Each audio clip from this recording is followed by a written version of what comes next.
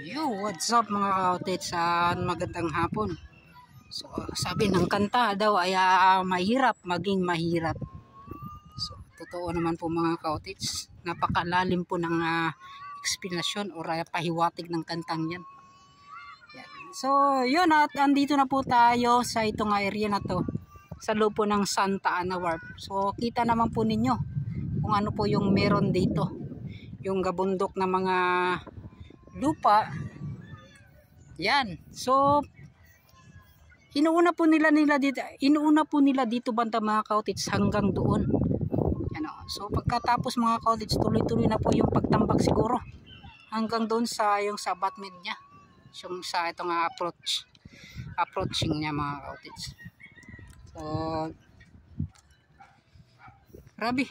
Malaki ng pinagbago. Kasi nga po ay mga 2 weeks ata tayo hindi nakapag-update dito. Yun nga po kasi dahil sa itong sakit na ating nararamdaman na nilalabanan natin mga ka-outlets. Parang quiet lang po ako mga ka-outlets.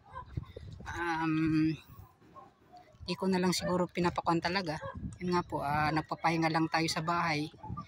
Yan. So ito naman mga ka-outlets, mag-update tayo kasi yun nga po, parang nakakatamlay kapag dyan lang po tayo sa bahay. Wala naman tayong ibang mga pinagkakitaan bukod dito sa pagbablog. Yan. So ito, ipapakita natin, papasilip natin sa inyo. Ano itong makita natin sa itong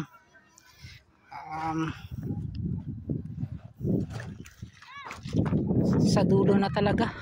Yan sa ginagawang flyover. Yan. So dati dito mga ka-outlets yan makikita ninyo mas mababa pa yan dito. Mataas yan dito ngayon, pantay na. Pantay na. At yan nga po, dati nakikita natin puro po yan pilote. 1,200 to 1,500 data mga ka-outlets.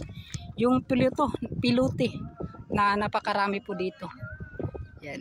So kinasir, makikuan tayo sila. Yan. Ka-outlets. So yan o. Napaka-pantay na po. Sir, nga po sir. Maki-vlog lang ko dire sir. Mag-vlog lang ko. Dila ako sir. Salamat sir. So yan mga ka-outlets, at nakita naman ninyo itong dati mga 15 days ngayon na pagbalik natin. Grabe, laki ng pinagbago yung itinambak nila. Yan o. Napakataas na, halos matabunan na po yung dyan sa coping at yung post nila mga ka-outlets. Yan. So kunting-kunti na lang mga ka-outlets, magpapantay na yan. So sa pagkakaalam ko dito mga ka-outlets ay papailan po yan nila dito ng parang bricks ata para matabunan po yung ilalim.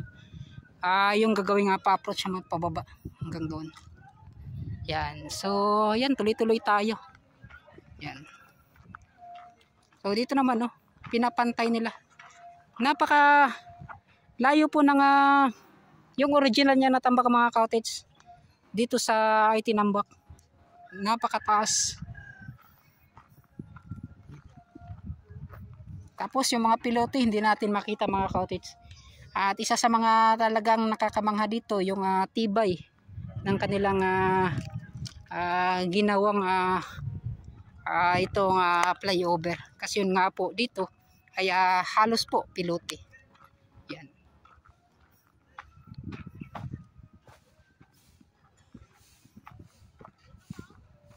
Yan o. Parang matatabunan na yung 4 na poste na to. Napakalapad pala ng itong dulo mga ka-outlets.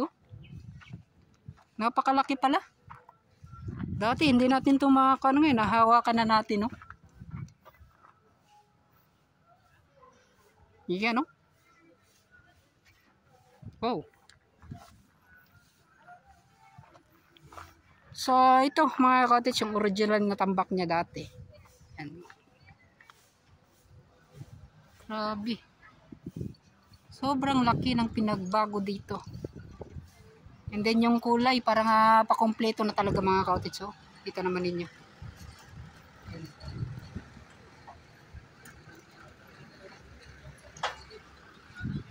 So ito mga ka-outits yung makita natin mga pagbabago dito po sa loob ng Santa Ana Wharf. Yan. So which is mamangha. Tingnan. Napakalaki. Yan. So ito hindi natin alam kung tatanggalin pa ba ito. Yan o. Itong bakal na to. Yan. May bakal pa kasi dito. Sa lahat po kasi ng mga poste na nandito, ito pa po yung mga naiwan. So siguro hindi natatanggalin mga ka-outits, no? Kasi yun nga po, kung tinanggal to, matagal na siguro. Siguro dito lang yan.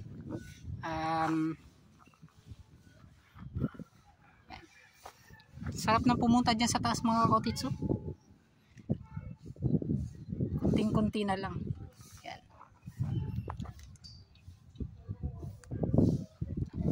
Yan mga ka-outits, nakita naman ninyo yung yan o. Wow. Ibang iba talaga kapag malapitan mo mga ka-outits. Dati kasi dito banda, di natin masyadong malapitan yan kasi nga po kaya mababa pa itong pagtambak. Ngunit ngayon mga ka-outits ay mahahawakan na natin. Sobrang laki. Yan, dito tayo sa ilalim. Yan. So dito naman sa kabila mga ka-outits yan, no? So yung pag-update natin hanggang doon mga ka-outits. So titingnan natin ano pa yung mga makuha nating update dito sa loob ng Santa Ana Wharf at ito nga ginagawang flyover. So yun, maraming salamat. So punta na po tayo doon sa unahan. So ito mga ka-outits, tuloy-tuloy tayo ngayong araw sa kanilang pag-update. So yan dito naman sa baba mga ka-outits, di natin alam kung hanggang saan talaga yung taas nitong kanilang pagtambak dito sa ground. Itong pagpapaganda sa Santa Ana Wharf. Kasi yun nga po, i-renovate din nila, papagandahin. Yung nakakuha ng package mga ka-outits, yung may banghouse dyan. So sa kanila na po yung trabaho dito. Yan. So tuloy-tuloy tayo hanggang doon po sa dulo. Yan.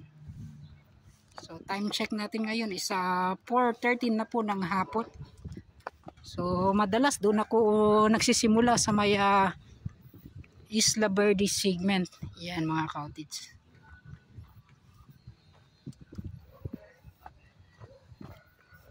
Ay boss, ngapon. Ngapon te. Agira ko. So si ate Yan, ay nga po sa nagtrabaho. Kuan lagi ang sakit na ako balik-balik. Ang sakit sa ulo. Isod kayo kanang kuan matanggal. Gabi panagsan lang ako ka vlog. Te. Lagi atas ako Shoutout kay ate sa mga nagtrabaho dire. Bo, shoutout. Yan. So, dumaan lang tayo mga ka-outits.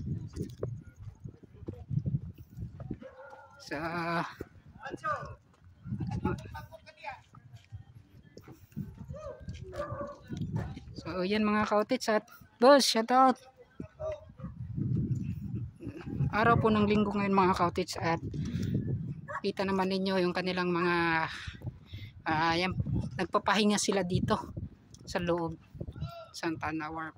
Walang trabaho. Yan. Hinaw-out tayo mga ka-outits. Oops. Huwag alam nyo naman, natakot tayo sa aso. Yan. So dito tingnan natin anong meron sa likod. Yan, so marami na mga nagsisiuwi araw po ng linggo, mga turista na nag-highland hopping. Yan. So dito banda, ano bang meron yan? So yan, tuloy-tuloy tayo doon sa unahan.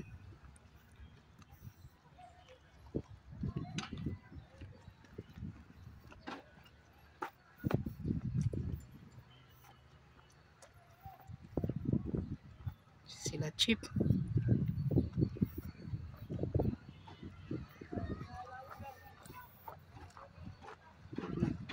So malapit na talaga itong matapos itong flyover na to.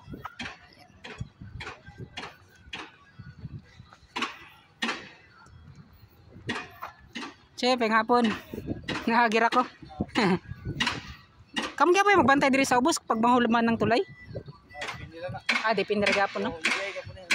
So yung bagay po na yung sa ubos day? Kung baga gina-package, gigay no, ang kaning sa ubos po sa taas. So, okay, salamat kay Chip, Yan, so si Chip na bantay dito. Yan. So, sa Ubay pala yung nakakuha din ng kontrata dito mga kautits, ha? So, parang yung package nila dito, so nakakuha na. Nakaisa lang sa itong sa loob ng Santa Ana Wharf. So maganda. Okay na okay din mga kautits. So dito naman yung paggawaan, fabrication nila. Yung paggawa nila ng itong concrete block. Yan mga kautits. So yung pagsiyuin po ng mga naliligo o nag-island hopping dyan po sa isla ng Samal Island. Yan, sa isla na gani, island pa. So yan mga kautits, Yan, so ito yung ilalim itong tulay na to. Yan. So nakakamanga sa ganda. Yan.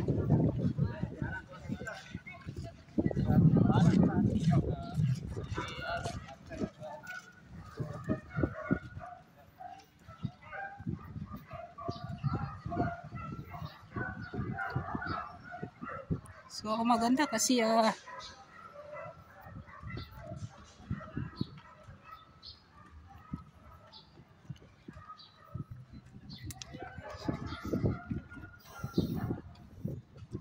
iniisa na lang nila yung pagtatrabaho dito. Isang kumpanya na lang. So nga po, gaya sinabi ko dati na naka-budget na talaga itong sa baba. Napakalaking punto naman mga kautits dito sa ground. So titingnan na lang natin ano yung mga mangyayari or mga kuan nila, iba pang plano, kung meron bang mga kainan, mga pasyalan yan na makikita natin dito. Dati kasi may pasyalan dito sa loob ng Santa Ana Wharf.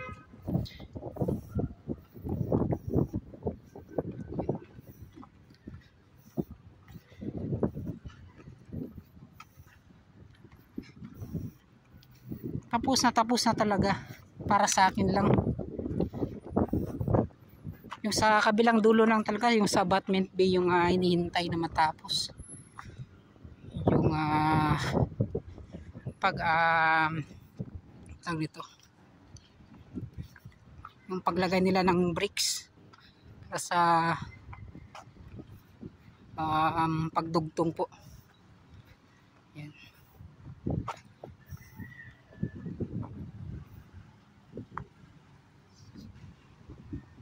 Yan o. So sa next part mga kautits, doon tayo hanggang sa may Isla Verde segment. Matagal ko na rin hindi na update yung Isla Verde segment mga kautits. So ipapasilip natin. Kasi dyan po sa mga sa Badjao area, sa Badjao community, ay sinisirado na kasi. So titingnan natin ano yung mga update doon. So ito naman ay daanan dito sa may unang wharf po. So yun mga kautits, so may nagpipictorial pa doon, no? Yun.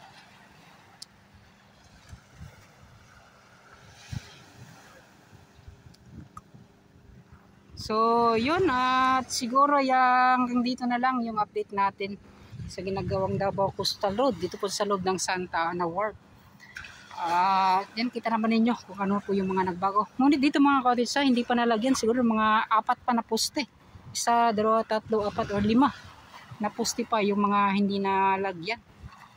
And so abangan na lang natin kung kailan yan malagyan ng poste para sa ilaw. Maraming salamat at hanggang dito na lang, at sa solid support natin, solid viewers, solid subscribers, maraming salamat at magpapaalam na po ako. Yan, so bye bye na.